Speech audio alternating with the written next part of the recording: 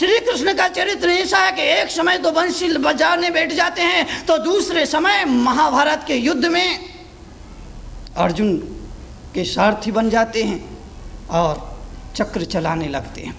ये कैसा विरोधाभास है कि जो आदमी एक समय चैन की बंसी बजा रहा है बैठा बैठा, वही सुदर्शन चक्र चलाने लग जाता है। एक समय रथ के सारथी बन के रथ हाँकने लग जाते हैं, तो दूसरे वक्त वो रथ पर सवार हो जाया करते हैं। एक वक्त ऐसा आता है कि गोपियों के वस्त्र छीनने लग जाते हैं, तो एक वक्त ऐसा आता है कि द्रौपदी के लिए वस्त्रों की व्यवस्था कर दिया करते हैं। कृष्ण का चरित्र भी कठिन है और नाम भी कठिन है और स्वभाव और लीला भी कठिन है,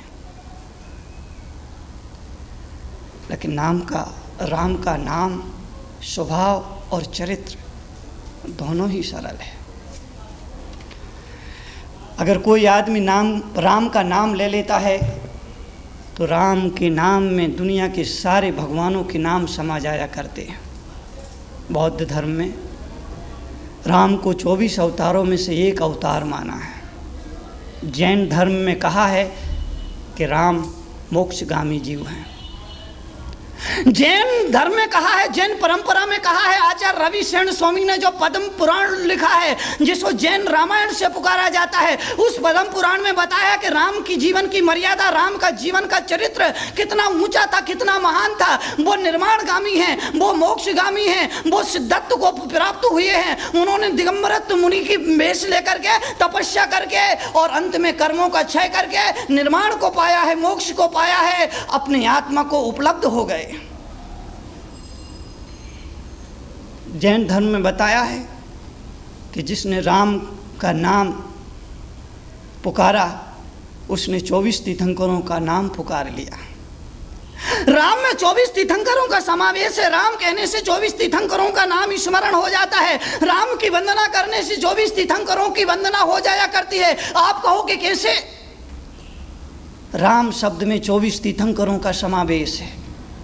राम का जो रा है वो ऋषभ देव का प्रतीक हुआ करता है, और राम का अंतिम अक्षर जो माँ है वो महावीर का प्रतीक हुआ करता है। अरे रा से ऋषभ देव बन जाया करता है और माँ से महावीर बन जाता है। तो पहले तीर्थंकर ऋषभ देव का प्रतीक रा हुआ करता है, अंतिम तीर्थंकर 24वें तीर्थंकर महावीर का प्रतीक माँ हुआ करता है। तो रा से ऋषभ देव और माँ से महावीर, इस तरह ऋषभ देव से लेके महावीर तक की जो यात्रा है वो राम की यात्रा हुआ करती है।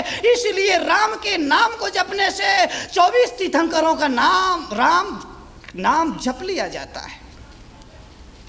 और अगर इस्लाम धर्म पर नज़र रखते हैं तो उसमें भी रा से मतलब रहमो दीदार अल्लाह का सूचक है। राम का जो रा है वो रहमो दीदार अल्लाह का सूचक है, और जो माँ है वो अंतिम पैगंबर मोहम्मद का द्योतक है। इस तरह से राम इस्लाम में भी कहा जाता है कि वो उनके महापुरुषों का नाम भी राम शब्द में समावेश पा जाया करता है। राम का नाम भी सरल है, स्वभाव भी सरल है और चर्या भी सरल है, चरित्र भी सरल है।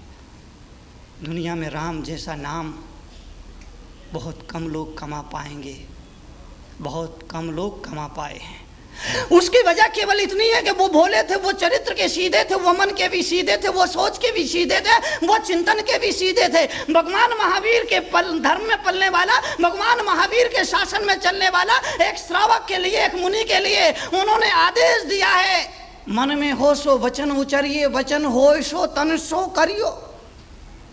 मन वचन काय की शुद्धता और पवित्रता ये धर्म का आधार हुआ करता है, धर्म की कसौटी हुआ करती है। जो माँ अपने भोला बालक पर, भोला बेटा पर ध्यान देती है वो ठीक करती है। जो भोला बेटा होता है माँ उस पर ज्यादा ध्यान दिया करती है। इसी तरह से जो भक्त भोला हुआ करता है उस पर ईश्वर ज्यादा ध्यान दिया करता है। भक्त भी दो तरह के होते हैं, एक चालाक भक्त और एक भोला भक्त। जो चालाक भक्त होता है भगवान कहता है, ईश्वर कहता है, परमपिता परमात्मा कहता है, तीर्थंकर कहता है, अवतार पुरुष कहता है कि इस पर ध्यान देने की जरूरत नहीं है, इस पर नजर रखने की जरूरत नहीं है। अरे ये तो खा लेगा, कमा लेगा, ये तो पालेगा, ये अपना जीवन जैन के प्रकार गुजर बसर कर लेगा। लेकिन ये मेरा भोला भक्त है, ये नादान भक्त है, ये नासमझ भक्त है, इस पर मुझे ध्यान रखना है। अगर मैंने इस पर ध्यान नहीं रखा तो ये भूखा रह सकता है, प्यासा रह सकता है, ये अपनी मंजिल से भटक सकता है। इसलिए उस भोला भक्त पर ईश्वर ज्यादा गौर किया करता है, ज्यादा ध्यान दिया करता है। मैं तुमसे कहता हूं भोला बनकर के भक्ति करना तो भगवान जल्दी मिलेंगे। भोला बनकर के भगवान के चरणों में बैठना तो भगवान जल्दी प्रसन्न होंगे। हाथी पर बैठ करके देख लिया, घोड़ा पर बैठ करके देख लिया, ट्रेन पर बैठ करके देख लिया, प्लेन पर बैठ करके देख लिया, कार पर बैठ करके देख लिया, कार पर बैठ करके देख लिया, मोटर पर बैठ करके देख लिया। मेरे भाई एक बार प्रभु चरणों में बैठकर और देख ले, तेरा बेड़ा पार हो जाएगा। एक बार धर्म के चरणों में बैठकर और देख ले, नैया उस पार लग जाएगी। एक बार सदगुरु के चरणों में बैठ करके और देख ले, तेरे जीवन का कायाकल्प हो जाएगा। एक बार सच्चे मन से, हृदय की पवित्रता से, प्राणों से उस धर्म की शरण में, उस प्रभु के चरण में, उस सिरु गुरु के चरणों में बैठ करके भोला बन करके बैठ जा। बस तेरी आत्मा का कायाकल्प हो जाएगा, तेरा उद्धार हो जाएगा, बेड़ा पार हो जाएगा। सीता मैया अपने माथे पर सिंदूर लगा रही थी। घूमते घामते कहीं हनुमान आ गए। हनुमान ने पूछा, माँ क्या करती हो? सीता ने कहा, हनुमान श्रृंगार कर रही हूँ। हनुमान ने पूछा, इससे क्या होगा? सीता ने कहा, सिंदूर लगा रही हूँ। हनुमान ने फिर पूछा कि क्या मतलब, क्यों लगा रही हो? सीता ने कहा, हनुमान ये सौभाग्य सूचक है। हनुमान ने कहा, माँ मुझे तुम्हारी भाषा समझ में नहीं आ रही, तुम्हारी लैंग्वेज समझ में नहीं है, साफ कहो, स्पष्ट कहो जो मैं समझ सकूं। हनुमान भोले थे ना, भोला आदमी भोली भाषा ही समझ सकता है। टेढ़ा आदमी तो कुछ भी बोलो, इशारे में बोलो, समझ जाएगा। दकड़म तकड़म बड़म न बोले, समझ गया? बोले हाँ समझ गया।